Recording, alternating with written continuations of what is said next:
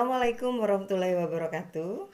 Perkenalkan, nama saya Sri Islam Mirahayu dari SMP Negeri 1 Dringu, Kabupaten Probolinggo, Jawa Timur. Mohon perkenankan untuk memaparkan sedikit tentang sekolah ramah anak yang juga merupakan setoran ya sebagai tindak lanjut dari pelatihan SRA sebagai Fasda Jawa Timur. Mudah-mudahan apa yang akan saya sampaikan nanti berkenan di Bapak Ibu sekalian, dan apabila ada kurangnya, saya tidak menutup kemungkinan untuk menerima kritik dan saran dari panjenengan semua. Yang pertama akan saya coba bahwa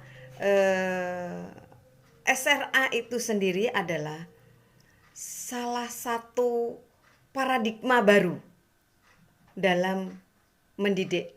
Jadi kita sebagai pendidik itu bukan hanya sebagai pendidik saja, tapi melainkan sebagai pembimbing, pendamping, dan pengganti orang tua di sekolah.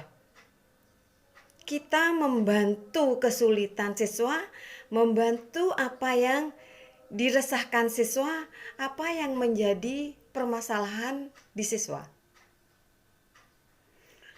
Yang kedua, menumbuhkan kepekaan kepada orang dewasa seperti kita untuk memenuhi hak dan melindungi peserta didik.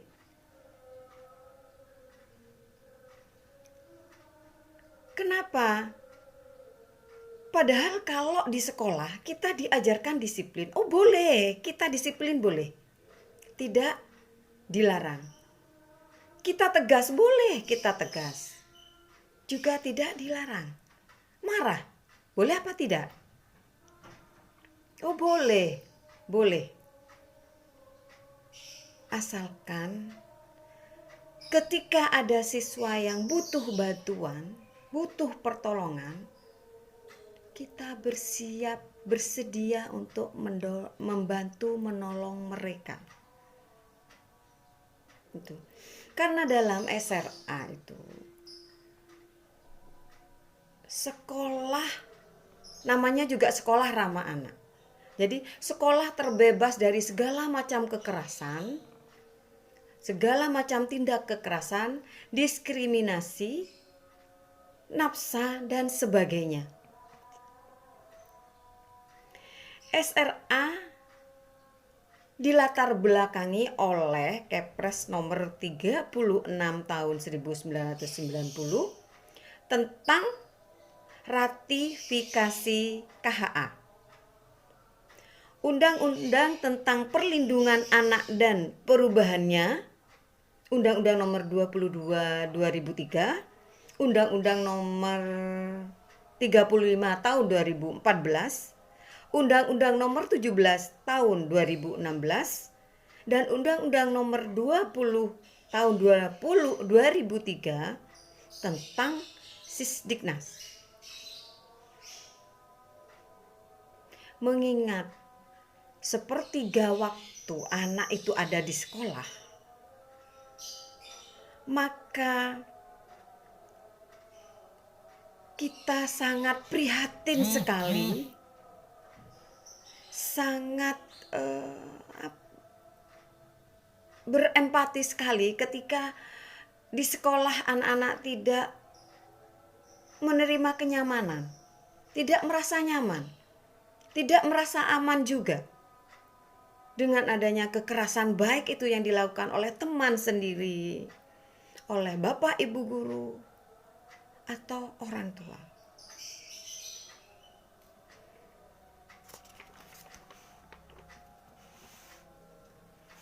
Di sekolah itu masih tinggi sekali tingkat kekerasan, masih tinggi sekali angka kekerasan di sekolah.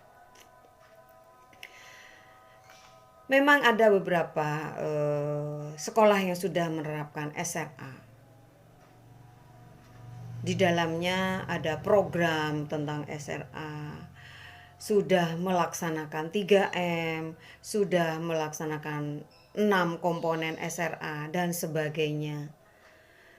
Dan di situ akan terproses dengan sendirinya sekolah ramah anak yang bisa membuat peserta didik merasa nyaman, aman, terbebas dari segala bentuk kekerasan.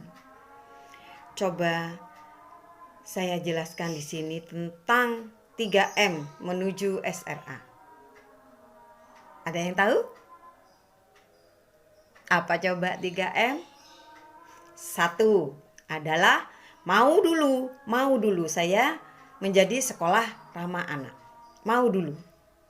Nah, kalau sudah mau berarti sudah mau membuat deklarasi dengan beberapa pihak terkait, membuat SK tim SRA, membuat papan nama.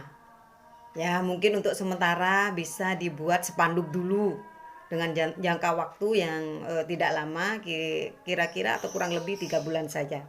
Kalau spanduk ya, kalau pakai banner. Oke, saya lanjutkan. Ketika kita sudah mau, kita melangkah ke jenjang selanjutnya, yaitu mampu. Mampu berarti sudah mampu melaksanakan proses memenuhi 6 komponen SRA. Ini mampu memenuhi itu semua. Yang terakhir, maju. Hayo kita maju. Maju memenuhi 6 komponen SRA. Mengadakan atau membiasakan siswa dengan kegiatan yang positif, yang baik, yang bisa mencetak anak didik menjadi orang yang berjiwa besar, menjadi orang-orang yang bisa dipercaya, menjadi orang-orang yang kuat imannya, mentalnya bisa dipertahankan, bisa dipertaruhkan ketika dia sudah menjadi orang dewasa. Oke. Mengimbaskan. Nah, ini mengimbaskan kepada atau mengimbaskan ke sekolah-sekolah lain agar juga menjadi sekolah ramah anak seperti kita. Itu. Jadi ada 3M. Mau, mampu, maju. Itu yang harus dilaksanakan dalam proses SRA. Nah, sedangkan 6 komponen itu sendiri, yang pertama adalah kebijakan sekolah ramah anak. Kebijakan sekolah ramah anak, di situ ada komitmen yang tertulis dengan pihak-pihak terkait, ada SK tim SRA, ada program yang mendukung SRA. Yang kedua, pendidik dan tenaga kependidikan terlatih atau sudah dilatih tentang sekolah ramah anak dan hak-hak anak. Pelaksanaan proses belajar mengajar yang ramah, tidak membahayakan anak, dan ini bisa diterapkan melalui disiplin positif. Ya, disiplin positif. Yang keempat, sarana dan prasarana yang ada di sekolah itu tidak membahayakan anak, tidak membahayakan peserta didik atau siswa. Misalnya, tatanan bangku yang sesuai, pintu itu mengarah keluar. Ada, karena sekarang pandemi ya, COVID-19 masih menghantui kita. Jadi kita harus siapkan tempat cuci tangan, ada sabun di situ, juga ada tempat untuk disinfektan, penyemprotan secara berkala. Jadi kita siapkan semuanya dengan baik. Nah, selanjutnya yang kelima adalah partisipasi anak. Anak diikutsertakan dalam beberapa pengambilan keputusan. Misalnya ketika kita akan membuat disiplin atau membuat tata tertib sekolah, diikutkan beberapa anak, atau kita bisa mengambil dari OSIS ataupun organisasi-organisasi yang lain yang ada di sekolah, seperti misalnya PIKR, PMR, Pramuka, dari olahraga. Itu kita bisa ambil beberapa anak, 2 atau berapa anak, sehingga bisa terlibat di dalamnya dalam pengambilan keputusan saat kita membuat satu tata tertib yang akhirnya akan diketahui dan disetujui, membuat anak lebih merasa dihargai. Oh iya, pendapat saya dihargai. Diakuilah dia sebagai anak di situ, sebagai siswa di situ. Selanjutnya, partisipasi orang tua, lembaga, masyarakat, dunia usaha, stakeholder lainnya, dan para alumni. Nah, partisipasi orang tua ini sangat-sangat berperan ya ketika ada permasalahan di rumah ataupun di sekolah.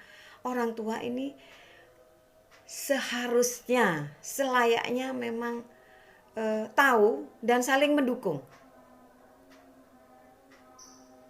Lembaga seperti KPPPA, KP3A, kita juga sudah bekerja sama dengan P3 ini BKKBN, dengan Puskesmas, dengan Polsek, dengan Koramil dan sebagainya, untuk menyiapkan anak-anak bukan hanya disiplinnya, tapi mentalnya juga. Kesiapan dia sebagai manusia di masa yang akan datang. Ada beberapa program di sini, program berbasis sekolah dan inovasi yang mendukung sekolah ramah anak. Yang pertama, bebas rokok dan nafsa. Yang kedua, pemenuhan hak anak. Yang ketiga, cinta lingkungan atau adiwiyata. Yang keempat, sarana dan prasarana sekolah aman.